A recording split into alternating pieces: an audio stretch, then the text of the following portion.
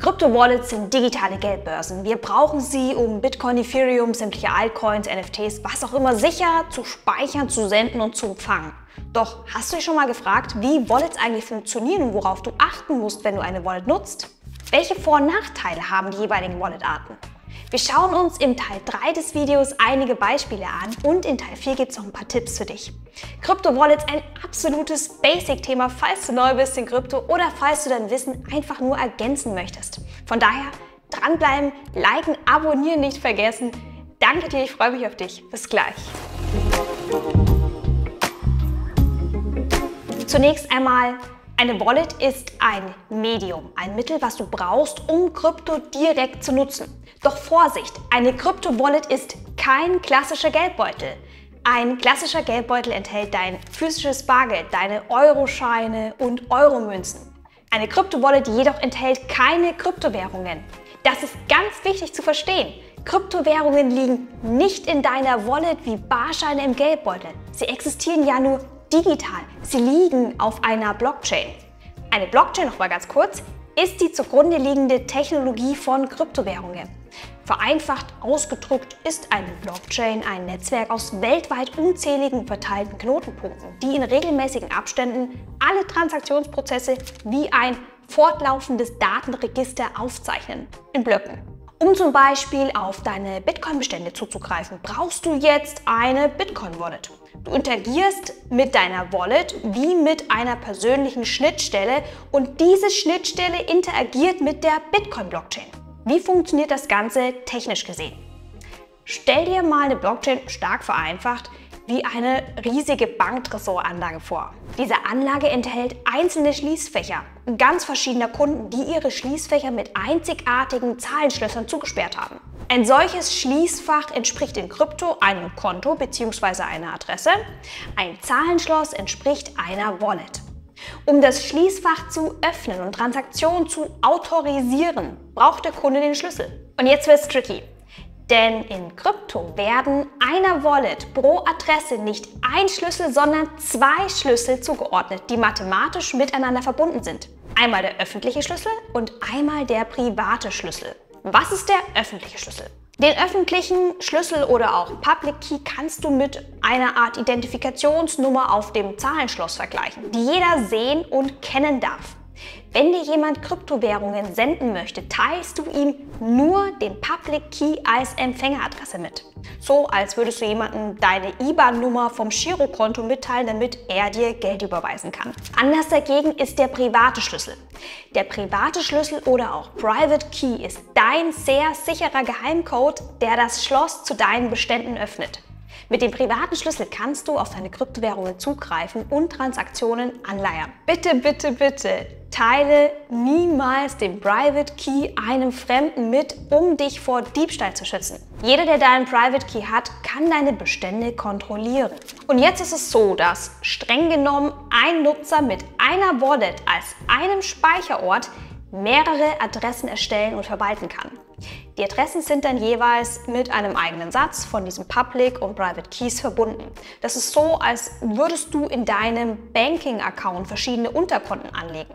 Diese Unterkonten bieten dir mehrere Vorteile in puncto Organisation und Sicherheit. Das zum Thema Public Keys, Private Keys. Jetzt gibt es neben diesen Schlüssel noch eine dritte Zahlenkombination, die du in Zusammenhang mit Wallets kennen solltest. Und zwar ist das die Seed Phrase oder auch Wiederherstellungsphrase. Die Seed Phrase ist eine Reihe von meistens 12 bis 24 zufällig erzeugten Wörtern, die du bei der ersten Wallet-Installation erhältst.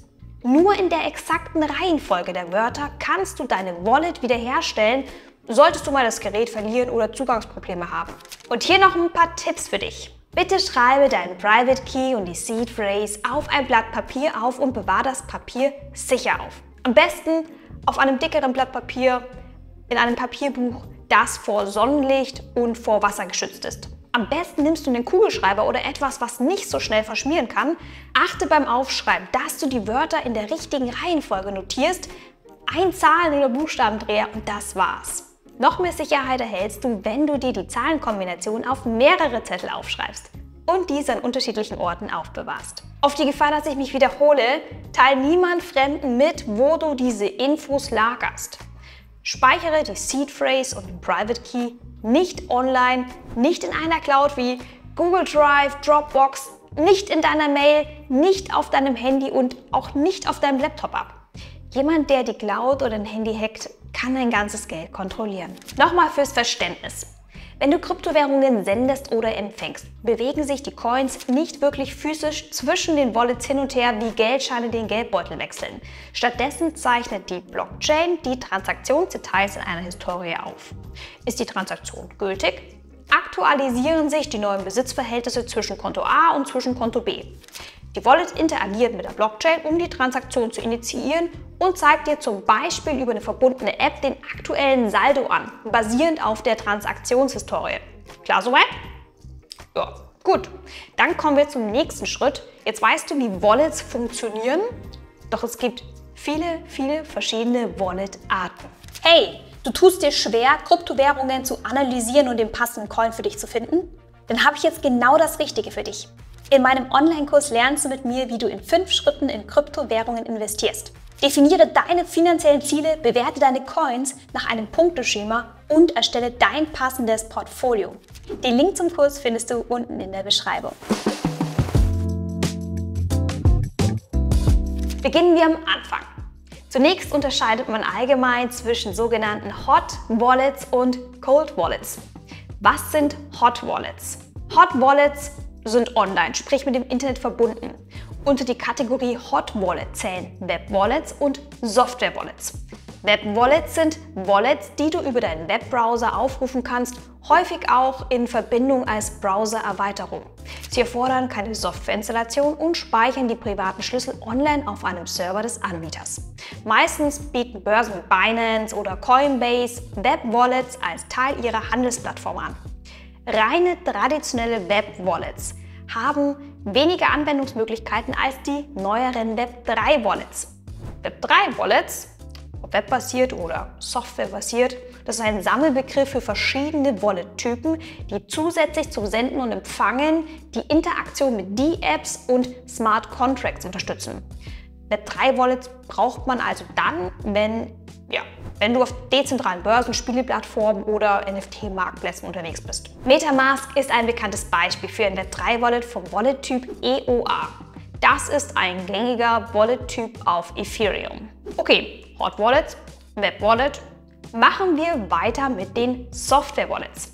Software Wallets sind alle Wallets, wo du dir Software herunterladen kannst auf den Desktop deines Rechners oder als mobile App auf dein Handy.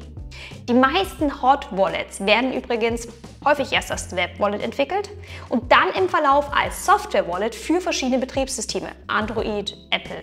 Meistens wird die Software erst für den PC und dann als mobile Variante fürs Handy weiterentwickelt. Welche Vor- und Nachteile haben Hot Wallets? Vorteil von Hot Wallets ist, sie ermöglichen einen recht schnellen, kostengünstigen und nutzerfreundlichen Zugriff auf deine Bestände. Von daher eignen sich Hot Wallets vor allem für den täglichen Handel und für kleinere Transaktionen, wenn du dich weniger mit Technik beschäftigen möchtest und kein Geld ausgeben willst. Weil sie ständig mit dem Internet verbunden sind, gelten sie anfälliger für Hackerangriffe und Diebstahl. Das ist ihr Nachteil. Mein Tipp daher an dich: Nutze keine öffentlichen WLAN-Netzwerke, wenn du auf deine Hot Wallets zugreifst. Sichere dein Handy oder deinen PC zusätzlich mit einem Entsperrcode ab.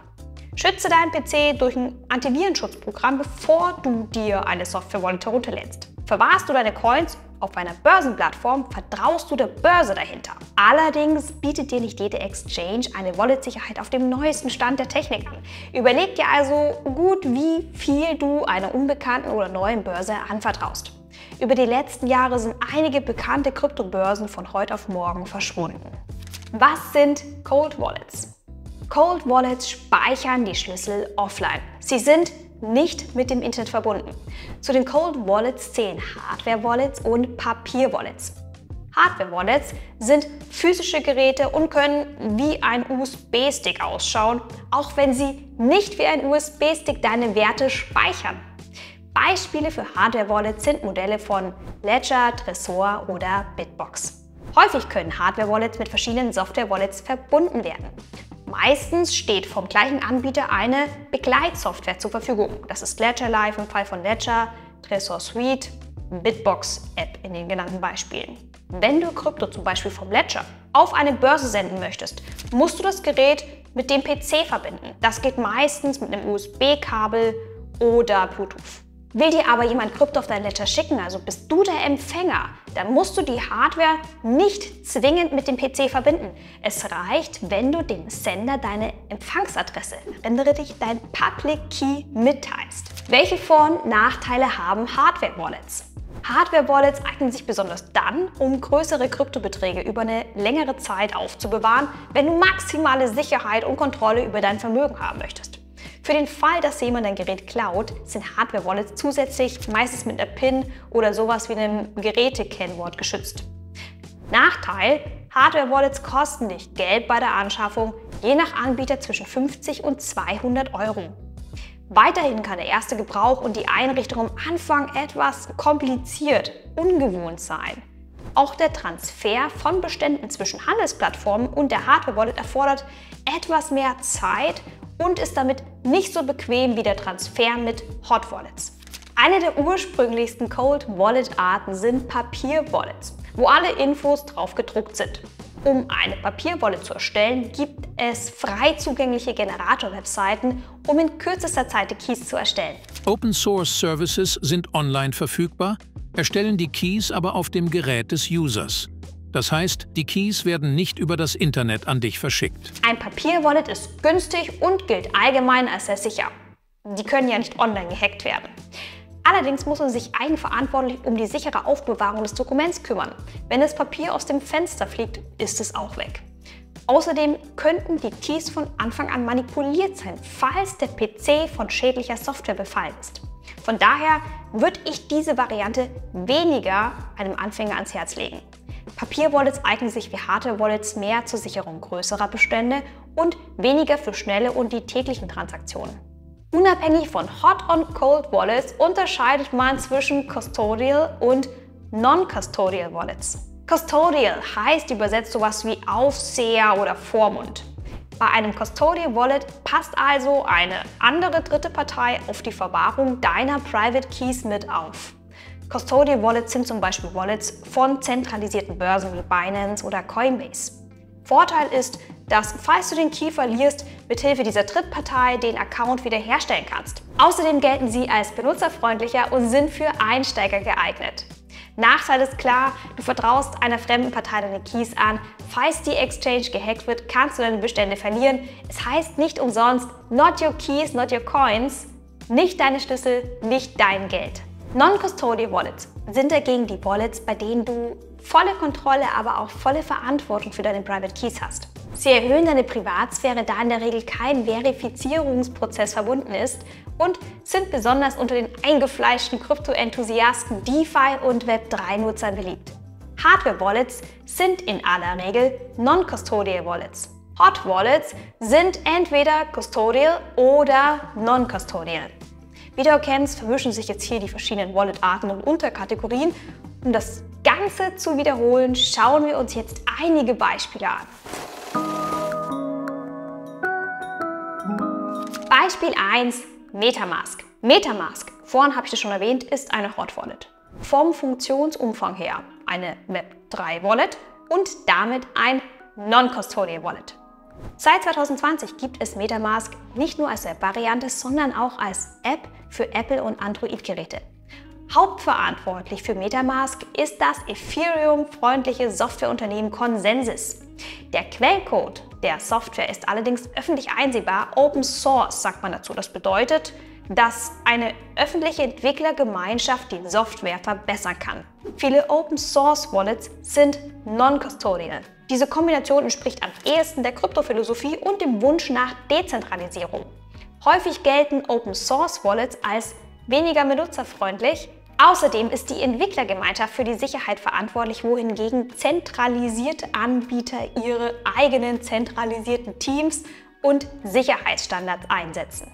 Beispiel 2: Electrum.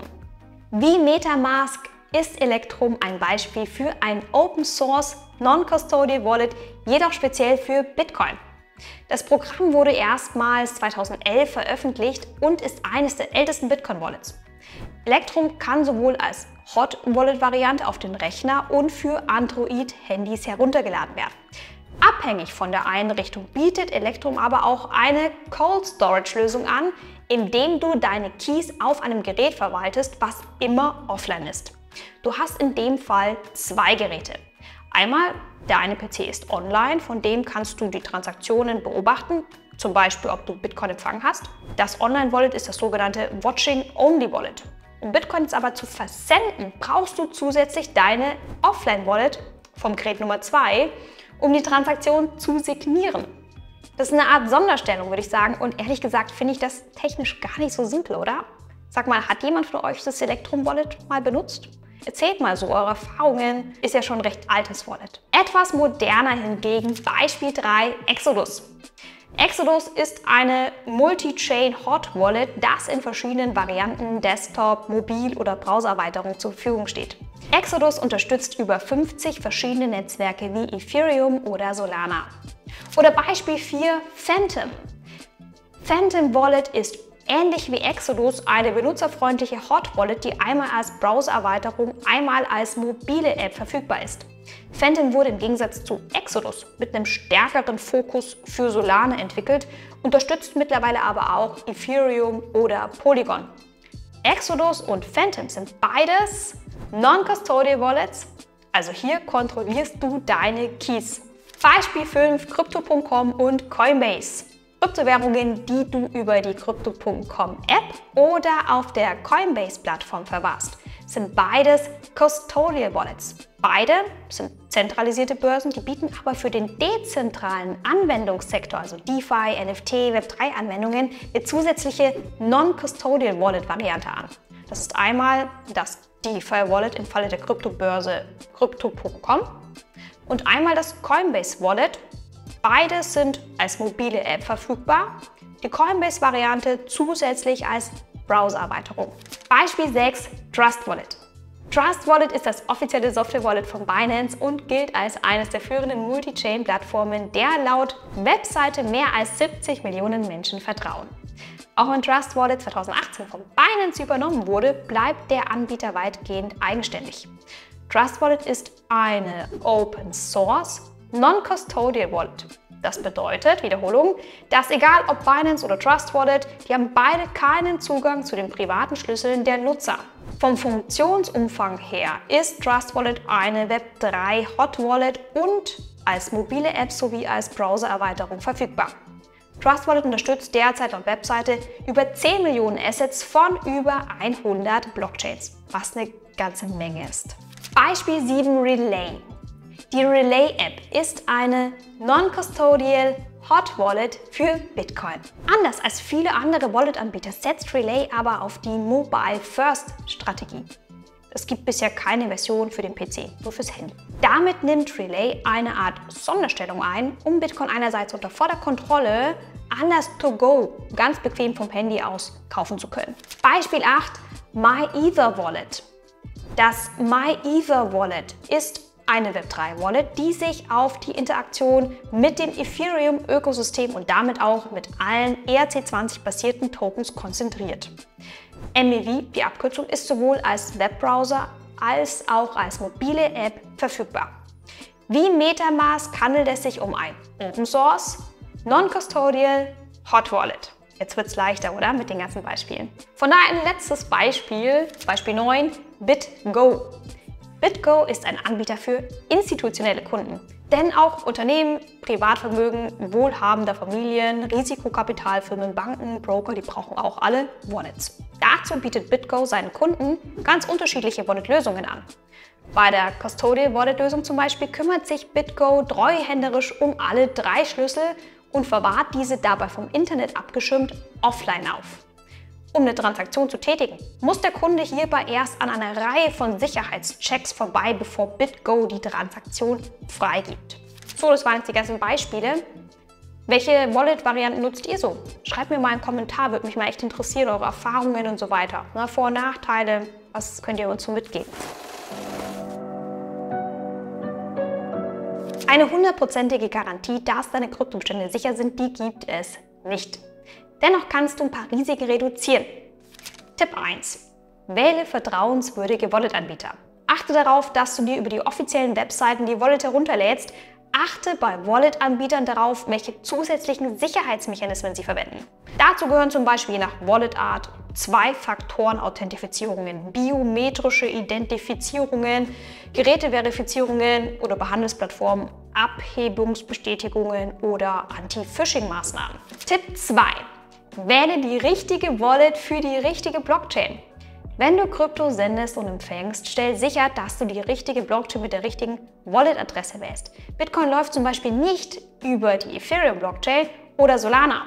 Die einzelnen Netzwerke sprechen unterschiedliche Sprachen. Beachte also bei deiner Wallet-Auswahl auch, welche Kryptowährungen bzw. Netzwerke die Wallet unterstützt. Tipp 3. Verwende mehrere Konten. Um weitere Risiken zu minimieren, verteile deine gesamten Kryptobestände über mehrere Konten und darüber hinaus über verschiedene Wallets. Ich persönlich verwahre den Großteil meiner Bestände auf Hardware-Wallets verschiedener Anbieter auf. Kleinere Summen können bei mir auch mal zwischenzeitlich auf einer Börse liegen, auf der ich die Kryptowährung gekauft habe. Übrigens, du verlierst nicht deine Kryptowährungen, wenn du deine Hardware verlierst oder dein Handy auswechselst. Denn erinnere dich, der entscheidende Sicherheitsaspekt jeder Art von Non-Custodial Wallet liegt in der Seed Phrase. Wenn du die Seed Phrase hast, kannst du die Wallet-Adresse hardwareunabhängig wiederherstellen. Zusammengefasst.